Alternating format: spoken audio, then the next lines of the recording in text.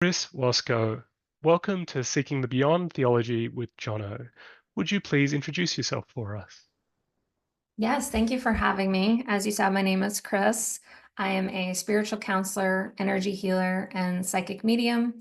And I primarily work with people that have survived narcissistic abuse as well as old souls. Can you tell me what an old soul is? I really feel that that depends on who you ask. So I'm going to give you a couple Sure. answers. Okay. Uh, and I think you'll understand after I've answered why I do this. So, an old soul, if you believe in past lives, is someone that has lived many lives, and especially earth lives. So they have more of a density, heaviness to their soul. Now, Mm-hmm. for those that understand that all of these lives are happening at one time, it is about experience. Mm-hmm. So the concept of time is not what we understand it as, but as far as that's a soul that has done many, many, many, many, many lives and is doing it all at one time. So again, they've accumulated all of this energy, density, and weight to their soul. Mm-hmm. That's a fascinating concept. And, what's it like to interact with this sort of entity who has this energy, who has these many lifetimes worth of experience? What can we learn from that? I believe that it will depend on the circumstance and the relationship. So Mm-hmm. I often work with people that have really struggled to be understood, especially by their parents. So, when thinking about it as a child that is an old soul, that child is here to teach. That child Mm-hmm. is here to break cycles. Uh, but there's also choice. So there's no guarantee for that. So that soul might choose a different path, because again, we all have free will. So Mm-hmm. it really is just a matter of, like I said, the relationship, the dynamic. So when I'm working with someone like that, I'm really helping them work through trauma. Mm-hmm. Mm-hmm. And I think that's such a valuable area because we all experience trauma in one way or another, some of it much more acute. Um, Tell me about that. How can this old soul that um, is here to teach us something, how can that help us heal our trauma and the Well, first they relationship? have to heal themselves. And, Mm-hmm. because understand, it's really once you understand yourself, and this is for anyone that doesn't have to even have to be an old soul, but once you understand yourself is when you can go beyond yourself. So Mm-hmm. whether that's working through your traumas, whether that's just working to understand your life, energetically, it's really good to start working with the lower chakra system, your root, your sacral, your solar plexus, and Mm-hmm. you pass through these barriers of understanding of yourself. And as you work through that, your healing elements, whether it's trauma, whether it's energy, however you want to look at it, you're working on healing, you're shedding aspects of yourself, you're shedding old beliefs, you're shedding things you've been conditioned to believe subconsciously. There's a lot of shedding. So ultimately you're helping the soul evolve, and possibly even work towards ascension.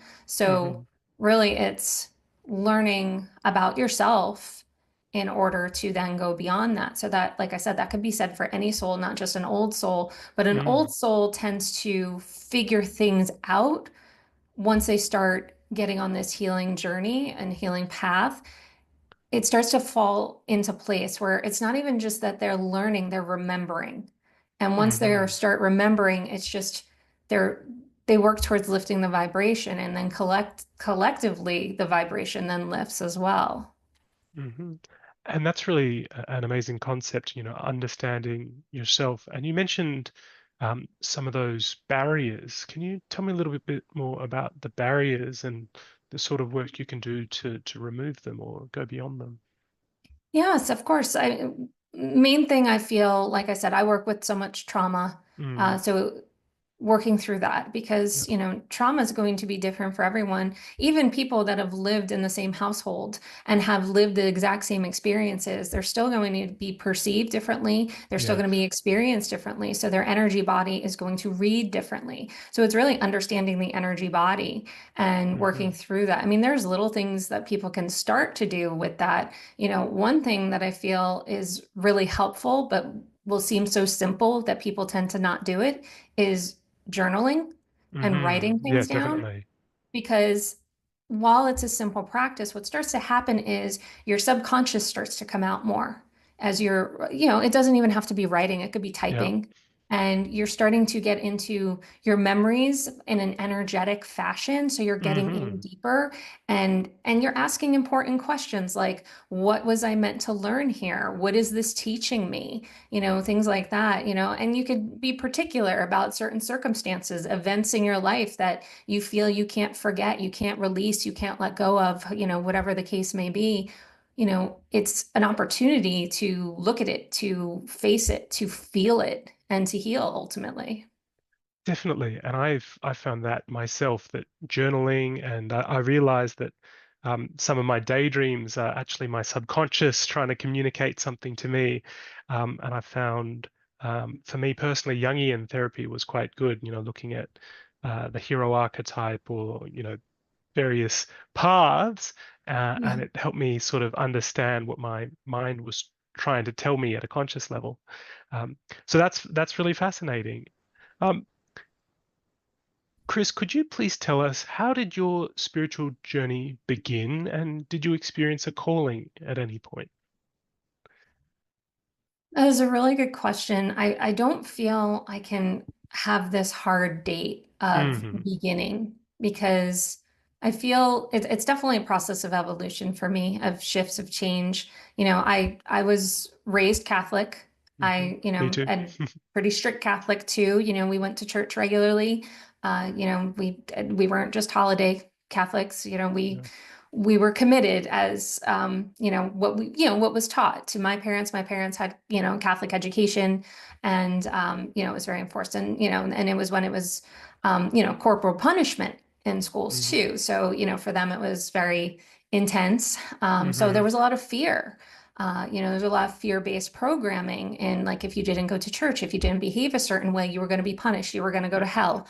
So that was a lot of the foundational elements of what I was taught. So I Hmm. felt that, that shifted for me in different ways. So one example is I went to college at a very Christian school. It was a Church of Christ affiliation. And this is the first time I ever had people judge me for being Hmm. Catholic and telling Yeah. me I wasn't Christian Yeah. and kind of shaming me for Hmm. something that I already was kind of struggling with in some way, because of, the whole fear-based aspect. Yeah. And I was so confused by that to be judged by someone who is Christian. I didn't think there was a difference. I was taught if you're Catholic, you're also Christian. But Hmm. I was schooled pretty quickly in telling me that I was a lesser form. And those words actually used Those exactly. words. Yeah. Wow. So, so that was that part of it. So I would kind of like pocket that into this religious aspect. When I started seeing people in spirit and being open to spirit, being able to communicate, I wouldn't say I shut every belief system I have. I still believe in God. I still believe in Jesus.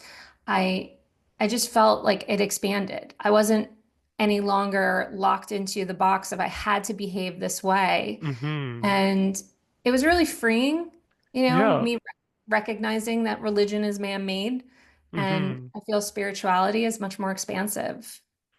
And that's really interesting to me, that at this point your mind sort of opened up to an experience beyond the dogma and the institutions. Um, that's really fascinating, Chris. And was there anything in particular that started this, or did you just arrive at a point in your life? I know you said there wasn't an exact date, but can you think of, maybe what sort of catalyzed this opening of your mind? I feel that I was always open again Hmm. because Yeah. and I think too because I was so harshly judged Yeah. that Yeah. it made me more open, and I felt that was so helpful. And also because I grew up where a lot of my friends were not Catholic. Hmm. And so that was normal for me. Yeah. I was never about to judge, my two closest friends growing up, one was Jewish, the other was Protestant. Yeah. So when we're still friends to this day, we've been friends since we were 6 years old, and Mm. still, it's just really that was a good thing for me to have foundationally because there was no Yeah. judgment on having Yeah. different beliefs. So again, this expansiveness for me it just kept evolving, and I'm always open to learning. I love Mm. learning about other people's faith, where they're at, and I feel that it just is an opportunity to grow. So like I said, Absolutely. I don't have this like hard Hmm. date, but I think I've just as I've continued to stay open, Mm. more and more has come to me.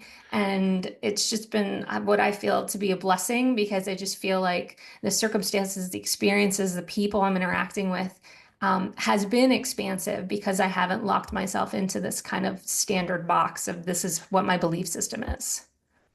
Definitely. And I think uh, for me, abstaining from judgment is something I really try to do. And unfortunately, we get a lot of that in certain religious circles, saying you have to conform to this or you have to conform to that. And if you don't toe the line, then you're going to be in deep trouble, aren't you? Yep. So now that you've sort of uh, expanded to a point, can you think of, a time when your new understanding was seriously challenged? There was something that happened to you that really made you reconsider who you are and how you perceive the world.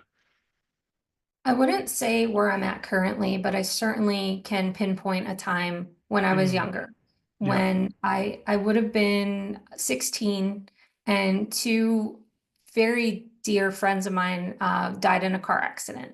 Yes. And that put me in this complete disruption of faith. Hmm. And because these were two really good people, Yeah. and I was a kid, and Hmm. these are people I Hmm. loved. Yeah. So that was a struggle. I didn't want to go to church. I didn't want to pray. I just Hmm. kind of went into this, um, I don't know, maybe it was a bit of a protest because I was sad. I was mourning. I was Yeah. beside myself. Yeah. So that absolutely was a standout for me as far Mm, as really just questioning. yeah. And I think that's such a valid experience when someone young, someone innocent, someone who you perceive as good and valuable to the world is taken from us too soon. I think that's a very common thing to struggle with. And why does this happen? Why does someone allow this to happen? And accepting that there might not be an answer that we like is can be quite challenging.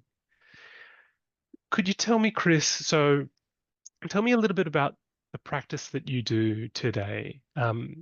How has what you learned helped you and others to heal and expand their understanding? Well, I really love working with the nervous system Hmm. and the subconscious mind. Yeah. So that's a lot of what I work on, again, with myself as Hmm. well as with clients. Because when we can understand how our subconscious mind has been programmed, how it has been conditioned, we understand a lot about ourselves. Because our Yeah. subconscious mind is conditioned from birth. So, and this is not even just living in your home and growing up and whatever circumstance you deal with, but everything you're exposed to outside of that, school, television, friends, so there's a lot of these underlying beliefs that Yeah. we have, whether we know it or not, because the subconscious program is just that, it's a program. And when you look at it like a Hmm. computer, that the program could just sit there and you're not aware of it because it's not the part of your everyday. So I like to help people recognize their programs Hmm. because the program is always going to be tied to something they're trying to change. So if they're frustrated that they're not finding the relationship they want, they're frustrated that they're not accumulating wealth or have find the job they want to, whatever kind of shift they're trying to make in their life, there is going to be some sort of program connected to that. So I like to Hmm. help them try to find the program and help to rewrite the program. And that takes some time because you have to get yourself into that position where you are retraining your subconscious mind to accept the new program. Because when we try, and this is where working as an energy healer is very helpful too, because when we try to shift any bottom belief, any pattern, what happens is our energy is used to the old pattern, whether it's good for us or not. Hmm. And when we try to make a very dramatic or drastic change, one example I like to use is when people want to lose weight and they lose a dramatic amount of weight in a very short period of time. Why statistically they will gain that weight back is because their energy is not used to that. Their energy is Hmm. used to the old program. So people that have more success statistically of losing weight and keeping it off are the ones that do it in those incremental patterns. This is Hmm. really any kind of program. You want to rewrite it, you have to allow your energy to adjust with it. Let's dive into this. So I'm very much a software guy. I love programming and programs, Love it. and I'm also interested in the subconscious as well. I've got some Morpheus over my shoulder here reminding me that we have choices and that we can awaken. So let's talk about rewriting the program. How does that process look? It will depend on the person because Hmm. obviously we're all different. We're all built differently. We're all wired differently, right? Yeah. But there are understanding aspects. So, like, one, like I said, I like to find the bottom belief. What is that bottom belief? What are we trying to Hmm. rewire, right? So, I'll just use the example of money because Yeah. a lot of people want to make more money, right? So, if people want to make more money and they're not making the money they want, there's going to be something in relation to that, right? So it's finding that bottom belief. Do they feel they're not worthy of the money? Do they feel they can't handle the Yes. money? Have they been told their entire lives money doesn't grow on trees? Have they been taught, especially, and this is often through movies, entertainment, Yeah. uh, people are villainized for having wealth, to look like the bad guy, to look like that money is evil, right? So finding these bottom beliefs and how we've been conditioned, that's the first step. Because if you don't know, it's hard to heal. First step to anything Hmm. is having the Yeah. awareness. Awareness. Absolutely. Once you have the awareness, now it's shifting that. Now, Hmm. there's two ways you could tackle this. One is hypnosis, Yeah. because you are going under into directly connecting to the subconscious mind. Not everyone wants to do that. So it's the other way to do this is repetition. So you will tell yourselves in things like affirmations, meditations, and meditations can help get a little deeper because you are Hmm. getting more to, you're shifting to the alpha and the theta brain waves that get you to that subconscious. And it's doing it repetitively. So some people, it could take a couple months. Other people, it might take a couple years. It depends on their Hmm. initial program and how deep it is. Yeah. So this one has really piqued my interest, Chris. So I from when I was young, I've had a particular dream about money, and if you're willing, I'd love to go into this. So I had a dream, and I'm at this sort of magical island, and traveling to this magical island, there's this rock pool, and strewn around the rock pool are all these golden treasures. There's like a golden angel, and a golden coin and various things. And I dip my finger in the pool, and my finger turns to gold. Dip my hand in the pool, my hand turns to gold. My arm turns to gold. And then I'm basically in the pool up to my neck, and my body turns to gold, and then I fall over and I become a golden statue, and I stay there forever. And that dream, I've always interpreted it to be a warning against greed, that greed will kill you. And I'd like to, rewire that a bit. What do you suggest? Well, I would start first going into what does greed mean to you? Because Hmm. greed we can define, right? We can look up the definition, but what does greed mean to you on a heart space level? It means desiring more than you need. I Hmm. already had a golden finger and a golden hand and a golden arm and a golden body. That wasn't enough gold. I had to be completely gold. So more the desiring more than you need is what I would characterize greed as. So, what if, though, in this circumstance, and this would also let me, I would want to get deeper into greed with you Yeah, on this. Like, let's just say we're doing a session. I'm just say we're just doing a throwing that session. out as a disclaimer. We would get Yeah, deeper into the greed. But for all intents and purposes of yeah, this conversation, I'm going to jump a little forward here yep. because, I want to get to more of that, aha. But what if you needed to in the stream experience wealth in its Hmm. entirety in Hmm. order to then shift it to others? That's a really interesting question. Have to experience something to shift it to get to others, and I think that's a really good point that you have to have walked a particular path to sort of teach that path and show others the way. So Mhm. I'll definitely think about that as this maybe was an experience that I was supposed to learn from and could teach from. And That's what I feel in yeah, relation. yeah. But And again, which is why I said, if we were getting into this, really, it would climb more into what greed means to you, because mhm, ultimately it probably links to having too much for yourself when other people mm, could use it. yes, So yeah. again, I feel the dream was to teach you. You needed to experience it, encompass it, and ultimately have it first in order to share. Because you would. Hmm. That is Yeah. your nature. And I'll just remind our listeners, I'm not paying you at the moment, so I won't ask you for an Nope. official And we've session. never But met. a little sneak preview is really appreciated, and I'm glad that you can show me a little bit about how this works. Um, so during your work, Chris, um, is there a significant person or mentor figure who guided you on your journey? No, No is the quick answer. is the quick And answer. but I will say I had some encouragement along the way where I Hmm. felt like I had elements of support and love when needed. Because and it's such a good question too, because so often people say it's so good to have a mentor. And I felt like Hmm. I always opened myself to having a mentor and never Yeah. really connected with somebody. And that's okay. I don't know if I was meant to. And it doesn't mean I'm not open to it now, but I feel I've kind of got beyond that point. But it doesn't mean I don't still have things to learn. But my going through the process the way I did has allowed me to help others and to teach others because I do teach spiritual Hmm. development classes now. And I help streamline the process. What took me a very long time to understand Yes. things, I sum up in a matter of a 5-week course. So I feel that my not having those answers given to me helped me figure it out for other people. Yes. So you were uh, self-taught, self-guided. Yes.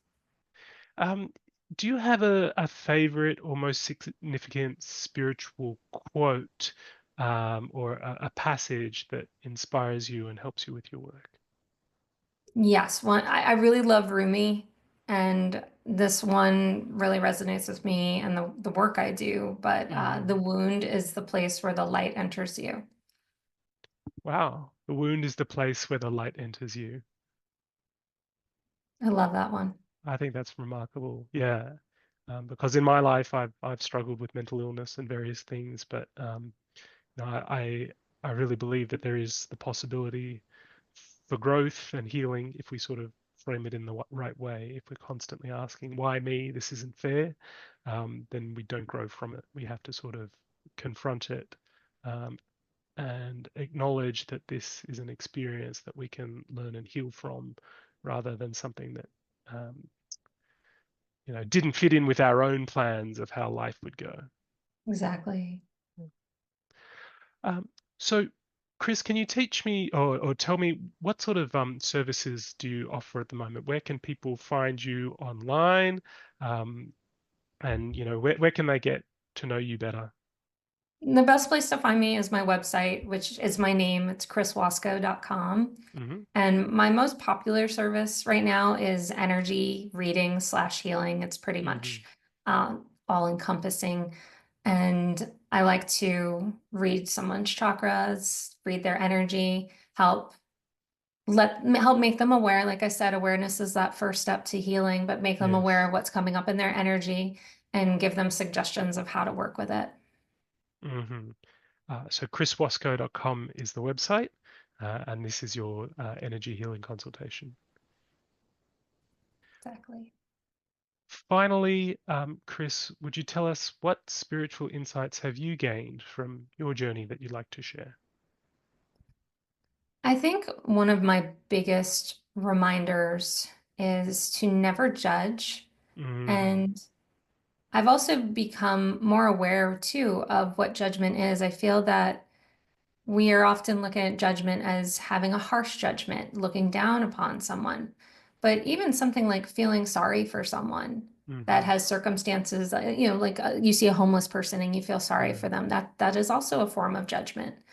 And that's not for us to do. So, one thing like I said, I really hope that I always stay in that heart space to not judge, and hmm. most importantly, not judge myself. We're always our own worst critics, right? So it's Definitely. a good Yeah, reminder to, be easy, be kind to ourselves. And when we're able to do that, then we do better with others and with people and just lift the vibration ultimately as a collective. absolutely. And I think that's such an important insight to not judge, not feel sorry, not tell the other person what they're doing on, but have the awareness that we've all got something that we can work on. Absolutely. Chris Wasco, thank you so much for speaking with me today. Thank you for having me. This has been lovely. I appreciate it.